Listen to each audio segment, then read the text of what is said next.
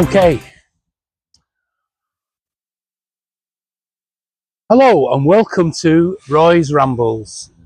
Now today we're here at the Bridgewater Canal in Salford, and we're going to take a look around. But before we do that, I'd like to say thank you to anybody who's subscribed, and thank you to anybody who's given us a like or a dislike.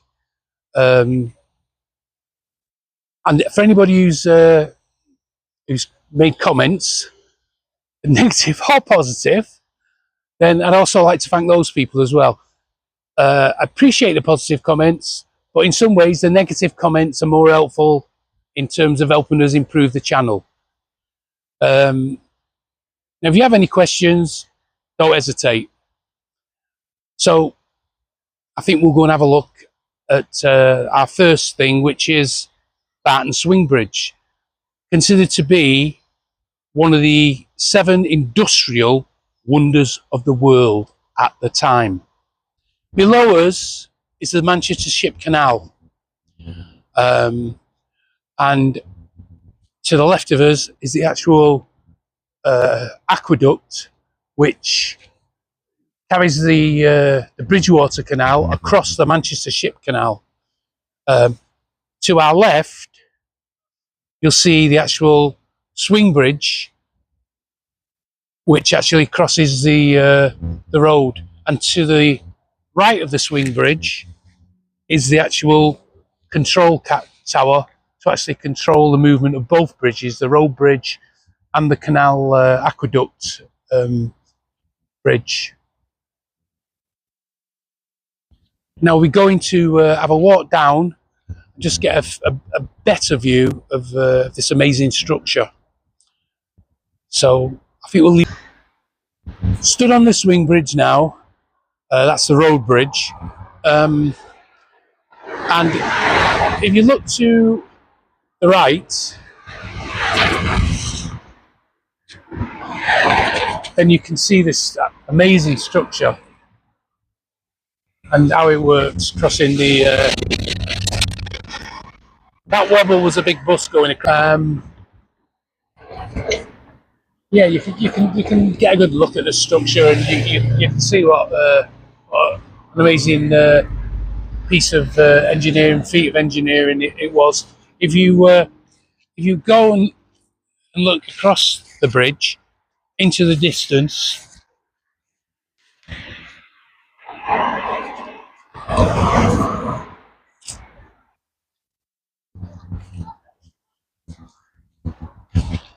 and ahead of us across the bridge, you can actually see Barton Bridge, the M60, crossing the canal, and you can't see it from here, but further on there's a set of locks, Barton locks.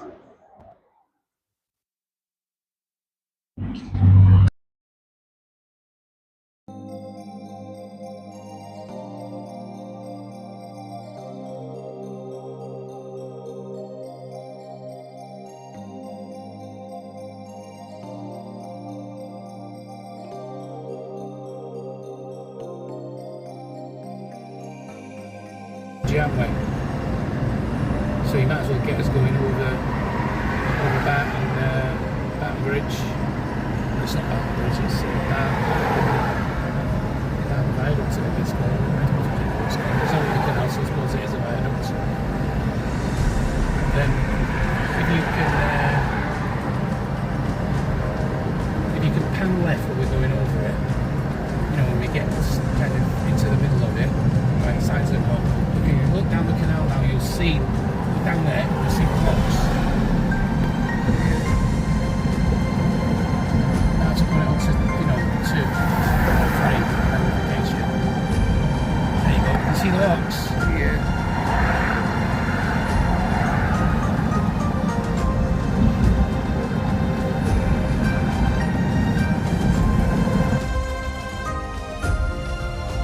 This piece of artwork really has been engraved into a kind of relief with this writing on it and these illustrations. Now, as you can see, each of these representations of coal basically have been engraved into relief, and in some ways they remind me of the old blocks that they used to use in printing presses. Very, very reminiscent of that. Behind me is the actual exit out of this basin onto the Bridgewater Canal through this tunnel which goes beneath the road. There's also artwork behind me that you can see. You can't actually get down to it.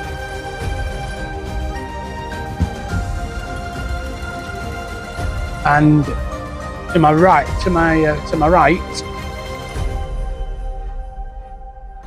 there's again some more artwork of an industrial nature. We all know what this is. We all know what this is, or we all should know what this is. For those who don't know, it's a lamp. The type of lamp that they take down the mines. Obviously this isn't a real one. It looks like it's been cast in bronze, about twice the size of the original lamp. Now in front of me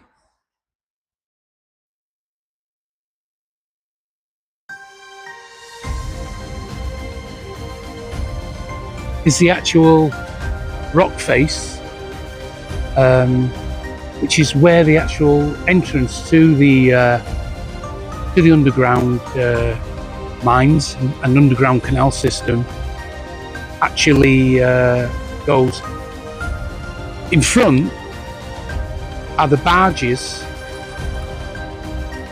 or representations of the barges that used to work in those narrow, shallow canals that they used to fill with coal. And that's the things that are lozenge shape and look a bit like long coffins.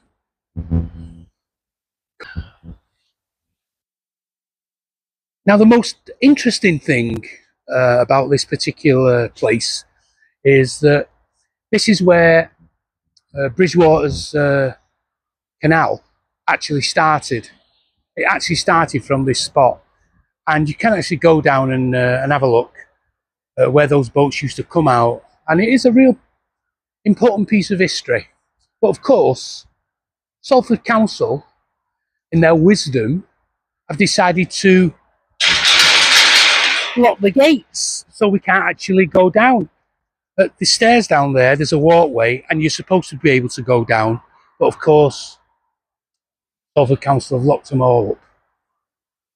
Only they would know the reason why. Perhaps they don't care about our heritage, I don't know. But if we have to lock everything away from the public for fear that somebody's going to spray something with a spray can and that somebody's going to have to come and clean it off, then we're getting into a sorry state. So in front of you, you should be able to see the entrance to the underwater canal system, and as you pan across, you should be able to see the exit.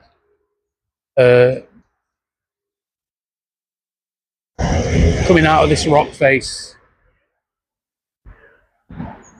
I'm afraid that's the best we can do for now.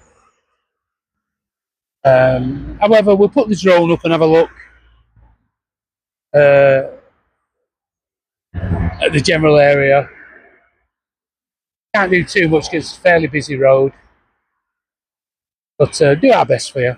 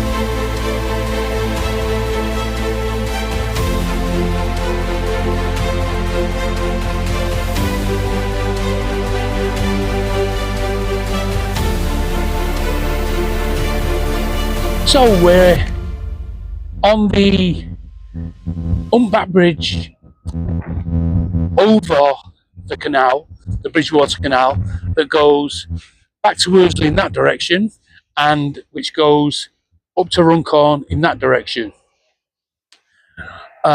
We are going to take a look at the up and down the canal. If you want to pan to the right mark, then you can see the canal quite clearly. You see some of the narrow boats on the canal. You can also see a wide beamed boat there. So presumably this canal has double locks. Now, if you pan to the left, you can see the canal going off in the other direction. You can also see how much of a humpback bridge this particular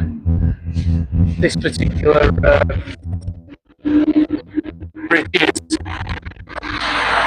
And as you watch these guys,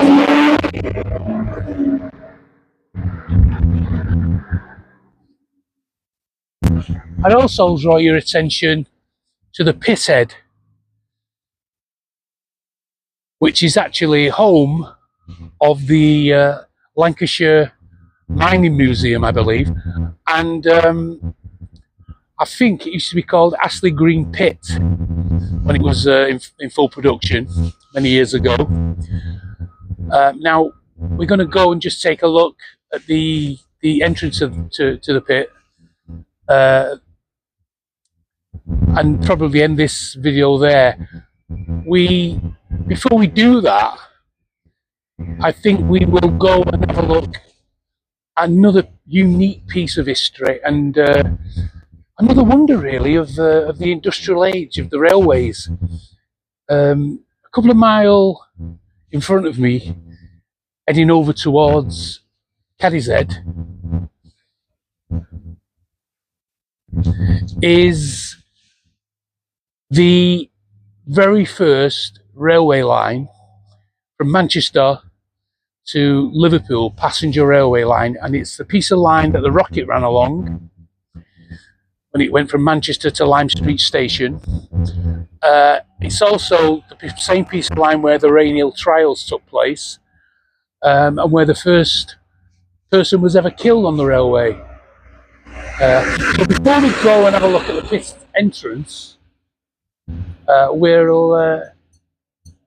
we'll take the card over to the level crossing. Now, that particular level crossing is a manned level crossing.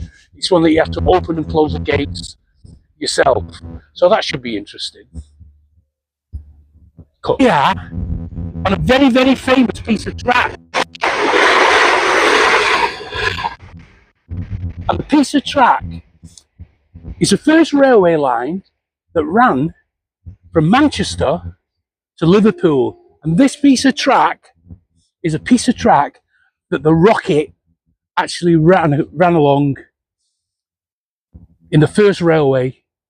And it's also the piece of track, if you go further up, where the Rainhill trials were carried out. So a piece of history right where we're standing. And marvellous. Now, we've come over the Bridgewater Canal, which runs through Runcorn, to cut across Cadizhead Moss to try and film the Manchester Ship Canal at Earlham Locks, and also the old river. Anyways, I'll leave it there for now. Start again. Yeah. We're here today at the Lancashire Mining Museum, and this is going to be where this particular YouTube video ends. But don't worry, we'll be coming back in a day or two to actually do a separate shoot of this particular mine.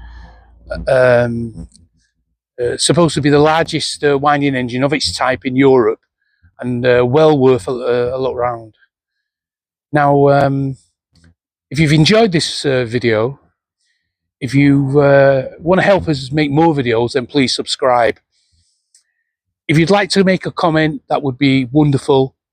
If it's positive, that would be wonderful. If it's negative, that would also be wonderful, as even negative comments, they help us to improve the making of these videos, and they're very much appreciated. And so I'll just say goodbye from Roy's Rambles, and have a pleasant